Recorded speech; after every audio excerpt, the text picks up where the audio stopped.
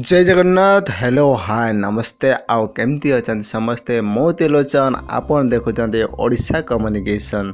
जदि आपण आम चैनल को सब्सक्राइब करना वीडियो तले नाली रंगर सब्सक्राइब बटन क्लिक कर सब्सक्राइब कर बेल आइकन को दबाई दिखाँ कहीं नुआ नुआ वीडियो जिते अपलोड करेंगे आपन पाखे नोटिफिकेशन पहुँची पार। नमस्कार सांग मैंने आज अपडेट आसी ओडिशा गवर्नमेंट तरफ ओडिशा गवर्नमेंट एक नुआ योजना प्रणयन करिछि जो योजनार ना हेउछि कि आम गाँ आम विकास जो योजना कि पंचायत राज दिवस एवं स्वर्गत विजु पट्टनायक जन्म अवसर में माननीय मुख्यमंत्री नवीन पट्टनायक प्रणयन करिसेंति।